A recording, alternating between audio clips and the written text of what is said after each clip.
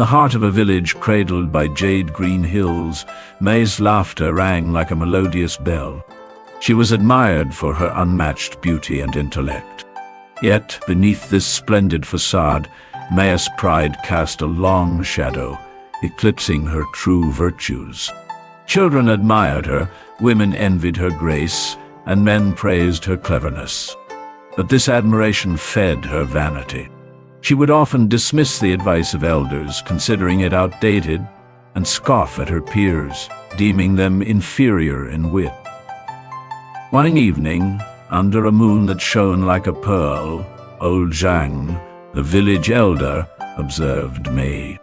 He saw her dismiss a friend's concern with a sharp retort, masked with a sweet smile.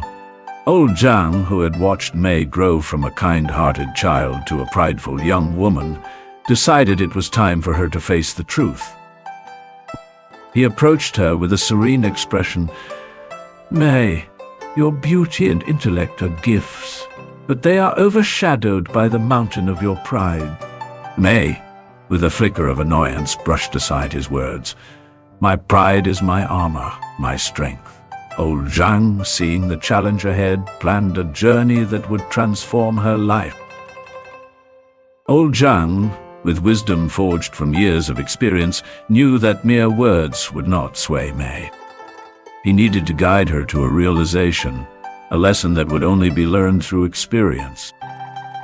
"The misty mountains hold a secret," he began, weaving a tale of an ancient temple shrouded in mystery.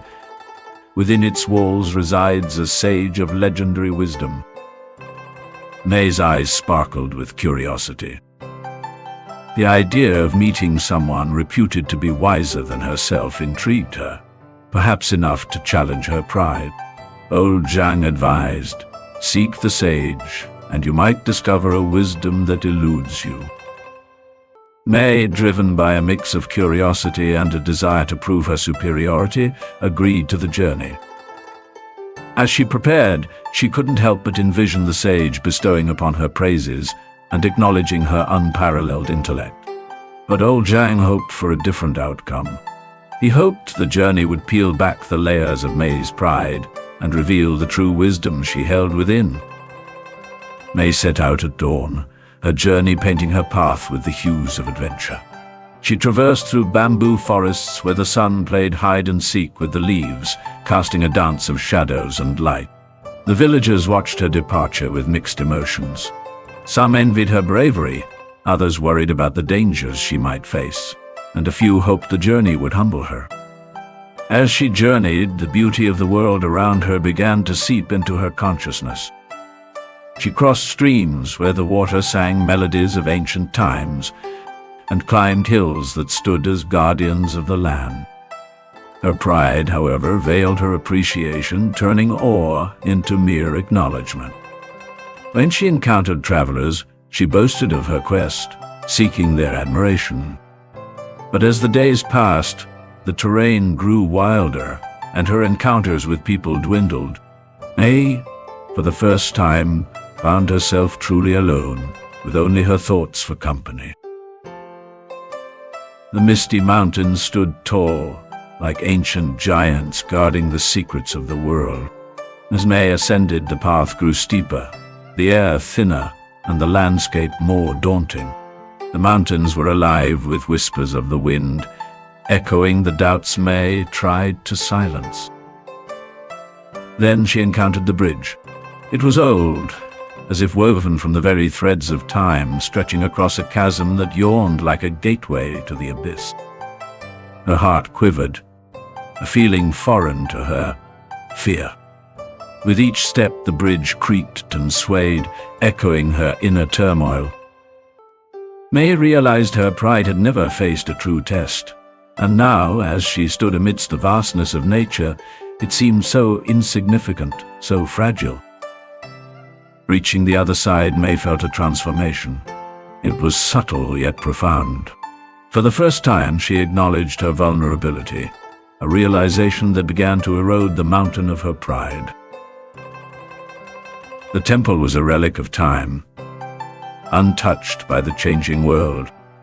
Its walls were adorned with intricate carvings depicting tales of wisdom and folly, The air was heavy with the scent of ancient incense, invoking a sense of reverence.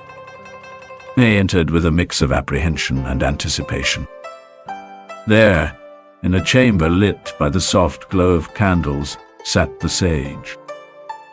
His presence was commanding, yet there was a gentleness in his eyes that put May at ease. May asked the sage for wisdom, expecting to be showered with compliments on her intellect and beauty. Instead, the sage handed her a simple, unassuming vial containing a dark liquid. "Drink this," he instructed, "and you shall see the truth of your soul." May hesitated, but, driven by a desire to prove herself, she drank. The potion was bitter, like a truth hard to swallow. It coursed through her, revealing visions that pierced the veil of her pride. As the potion took effect, May's mind swirled with images. She saw herself through the eyes of others, her dismissive glances, her condescending smiles, and her sharp words that cut deeper than she ever realized. She witnessed the hurt in her friends' eyes, the disappointment in her parents' faces, and the pain in those she had scorned. Each vision was a strike to her heart, dismantling the fortress of her pride. May saw how her pride had not been her strength but her cage. It had blinded her to the beauty of humility, the strength in admitting flaws, and the wisdom in listening. The visions faded, leaving May in a sea of tears. She looked up at the sage, her eyes seeking guidance. The sage's voice, soft yet firm, broke the silence. True wisdom lies in seeing oneself clearly, with all one's imperfections. In the wake of the sage's words, May felt as though she had awoken from a long slumber. Her journey, she realized, was not about seeking external wisdom but uncovering the truth within herself. The sage continued, "Your journey is a reflection of life. One must traverse the difficult paths, cross the precarious bridges, and drink the bitter potions to truly understand oneself." May understood that her pride was a veil that had obscured her view of the world and herself. It was not her intellect or beauty that needed affirmation. It was her heart that needed enlightenment. With a humble heart and a clear mind, May thanked the sage. The wisdom she had sought was not in the words of others, but in the acceptance of her own imperfections. As May descended the mountains, each step was lighter, unburdened by the weight of her pride. The journey back was a reflection of her inner change, with the world appearing more vivid, more alive. Upon her return, the village seemed different, or perhaps it was May who had changed. She sought out those she had wronged, her apologies sincere and heartfelt. Her words, once sharp, were now gentle, carrying a warmth that touched the hearts of the villagers. May's transformation was the talk of the village. People who had once avoided her now greeted her with smiles. Her beauty and intellect, now coupled with humility, shone brighter than ever before. Old Jiang watched from a distance, his heart swelling with pride. May had learned the lesson he had so hoped she would.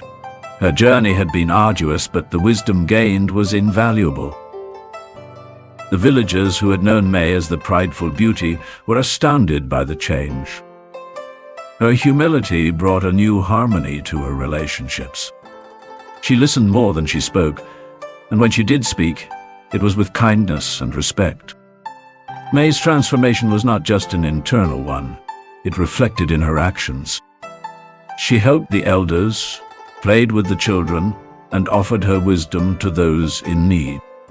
Her presence became a source of comfort and inspiration. The change in May sparked a change in the village.